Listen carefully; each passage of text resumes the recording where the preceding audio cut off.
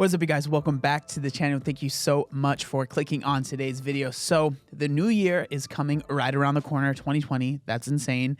But with that means I'm getting a lot more questions about things that are a little bit more, based around the beginning of a journey. I think just because, a lot of people, they start to maybe reflect on the year or they're thinking about their New Year's resolutions. So I start getting a lot more questions about a lot more, kind of like basic weight loss things. And one thing that I've been noticing a lot of is a lot of people have been asking me about cravings and how to deal with those and if those go away, as you lose weight. So today, that's what we're going to be talking about: cravings and weight loss. I think the reason that a lot of people worry about cravings a lot is because when you are, massively overweight, your cravings are, at least for me, my cravings were very, very strong. And I felt like I had no control over them. Like when I would have a craving, there was no changing my mind. It was like, okay, I need that thing. And so I think a lot of people, they worry, and I don't even think this is, relegated to only people that have a lot of weight to lose, but to anybody, you feel like those cravings are things that are just with you and they will never go away. So I think a lot of people freak out because they think, okay, I want to lose all this weight or whatever. This is going to be something that I'm dealing with for the rest of my life. And I can say, at least from my own personal experience, that over time, your cravings do diminish. So you shouldn't be super stressed out and feel like you're going to feel these same cravings for the rest of your life. So a little bit of backstory. So for me, my cravings and the big things that I really, really liked that I thought would be like, wow, this is something I really enjoy eating and I eat quite often. How am I going to be able to give this up, right? And I think all of us have those things that we know are like, ooh, I'm gonna really miss hot Cheetos or whatever it might be, right? So for me, my things were soda, and that is pretty much any type of soda. I would drink, I've said it before, over a 2 liter of soda every single day, like a pretty standard thing for me to do. I lived really close to a 7-Eleven, so I would walk to 7-Eleven and like in my head, I'm like, well, I'm walking, at least I'm not driving because I'm not lazy. Oh man. And I would walk there and I would get a double gulp, which is literally like this soda is gigantic, right? I think it is equivalent to a 2 liter. I would get a double gulp and then I would get maybe a bag of chips and then maybe something off of their like, it's so bad. They're like, the rotating like hot dog machine thing, maybe something like that. And again, that's just like a snack, right? And so that's over like, easily over like 700 calories just right there. But like that was something that I did quite normally.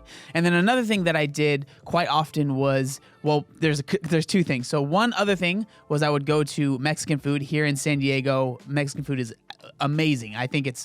Personally, I think it's the best in the world. And so I would go to taco shops all the time. My order that I would get was a California burrito, which if you're not familiar, it's basically a carne asada burrito with French fries in it. I would always add sour cream to that and then just drench it in hot sauce.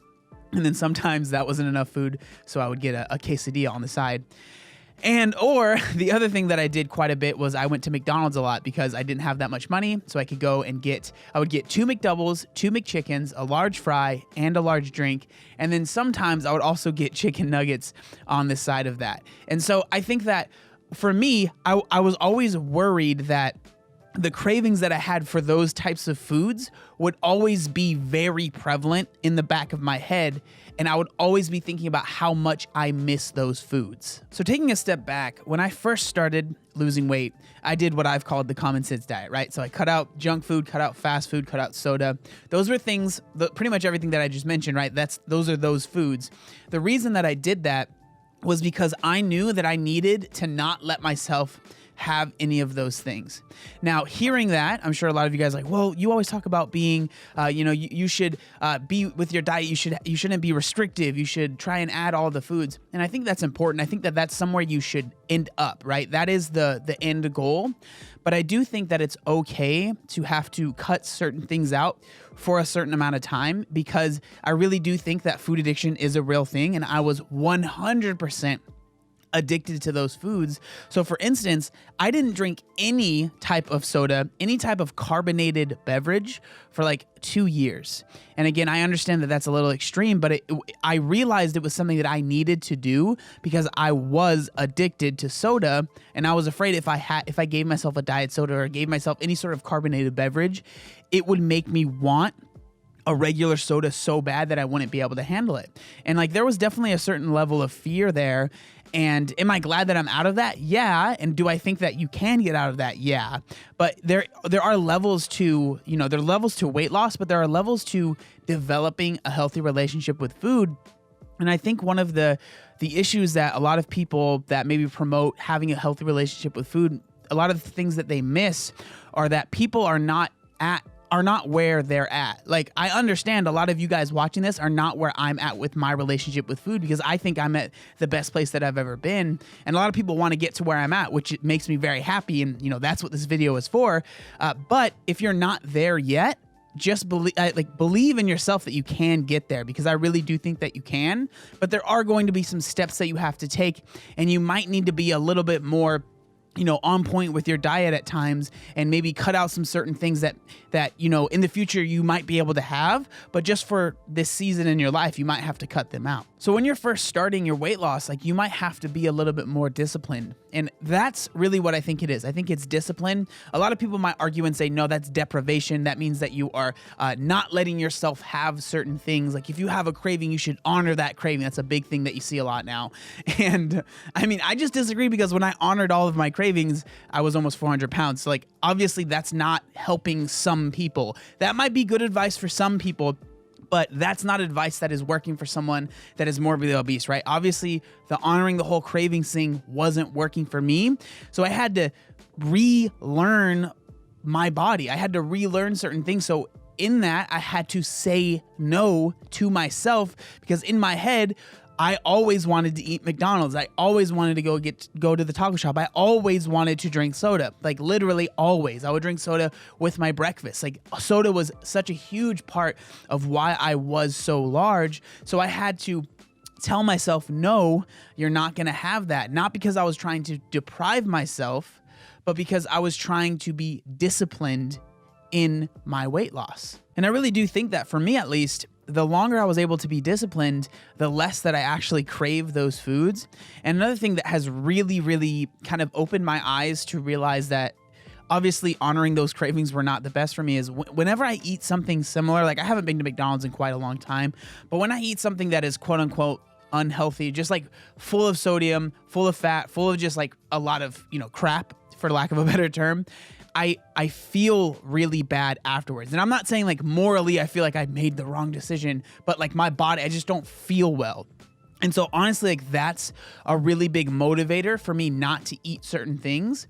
And so that has been a really big help for me, just realizing what the food was doing to my body and how it wasn't really fueling me the way that I wanted it to fuel me. So all in all, when it comes to craving, I think one of the biggest allies that we have is actually time and just being disciplined. And because over time, you really do start to change if you really adopt a better lifestyle and you're not, eating those really bad foods. You start to kind of crave other things, and that's the best way I can explain it. It's not like my cravings go away. I still have cravings for things, but those cravings have switched to other types of foods. It's not like I never want to eat a donut or anything like that. I think that's silly, but it really has, I'm not sitting there, I don't sit here and think to myself, man, I really want to go to McDonald's, but no, I have to be strong. It's really not a problem for me anymore wanting to eat those types of foods. So I honestly think a better way to explain it, it's not really beating cravings. I would honestly say it's more outlasting them,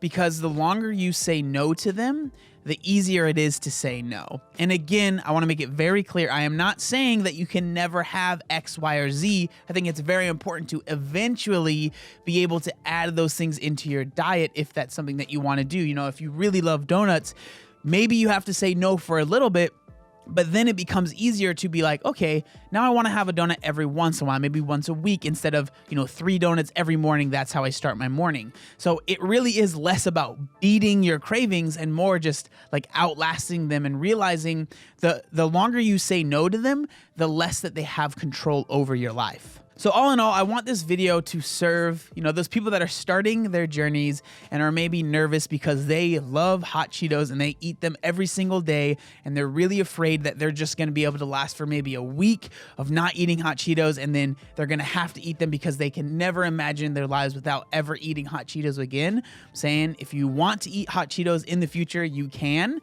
but you can beat that. You can get over the fact of feeling like I need these every day, and If I don't have them, I'm going to be angry and grumpy and annoyed.